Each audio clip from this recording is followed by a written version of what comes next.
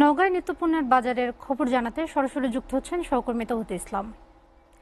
তৌহিদ, বাজারের দ্রব্যমূল্যের পরিস্থিতি এখন কেমন দেখছেন জানাবেন। দ্রব্যমূল্যের পরিস্থিতি, কিছু সবজির দাম কমেছে, আবার কিছু সবজির দাম কিন্তু বেড়েছে।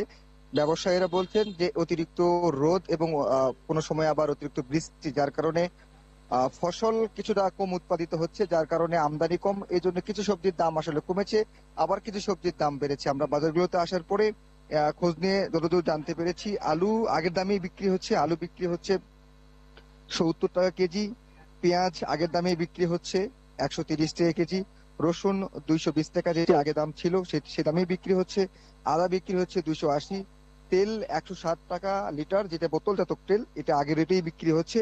বেগুনের দাম বেড়েছে, বেগুন বিক্রি হচ্ছিল আগে 30 টাকা কেজি, সেটি আজকের বাজারে বিক্রি হচ্ছে 40 টাকা কেজি। কাঁচামরিচের দাম কিন্তু একটু বেড়েছে। কাঁচামরিচ আগে ছিল 160 টাকা কেজি, যা বর্তমানে বিক্রি হচ্ছে 220 টাকা কেজি। ব্যবসায়ীরা বলছেন যে এই মুহূর্তে আসলে মাঠগুলোতে কাঁচা সবজির উৎপাদন কিছুটা ব্যাহত হচ্ছে, ফলে কিন্তু বাজারগুলোতে কিছু সবজির দাম আসলে বেড়েছে। আমরা একজন ব্যবসায়ীর সঙ্গে কথা বলতে চাই। আপনার কাছে একটু জানতে চাই যে আপনি তো জানেন যে অন্তর্বর্তীকালীন সরকার গঠন করা হয়েছে গতকাল। তো আপনি একজন ব্যবসায়ী হিসেবে বা একজন সাধারণ মানুষ হিসেবে এই সরকারের কাছে আপনার প্রত্যাশা কি থাকবে? আমরা চাই অন্তর্বর্তীকালীন সরকার বাজার নিয়ন্ত্রণ করবে, পাশাপাশি হত্যা গুমের সঠিক বিচার করবে এবং গণতান্ত্রিক প্রক্রিয়ায় নির্বাচন দিয়ে জনগণের সরকার প্রতিষ্ঠা করবেন। আমরা 16 বছর থেকে ভোট দিতে পারিনি, আমরা ভোট দিতে চাই। এই স্বৈরাচারী সরকারের পতন হয়েছে, আমরা ভোট দিতে চাই। আমরা জনসাধারণ এটাই চাই যে আমরা সবাই ভোট কেন্দ্রে যেতে পারি। আরেকটা বিষয়, যে আপনি যে দ্রব্যমূল্যের যে আমরা মাঝে মধ্যে দেখি দ্রব্যমূল্যের যে ঊর্ধ্বগতি, এই বিষয়ে আসলে এই সরকারের কেমন পদক্ষেপ আপনি আশা করছেন?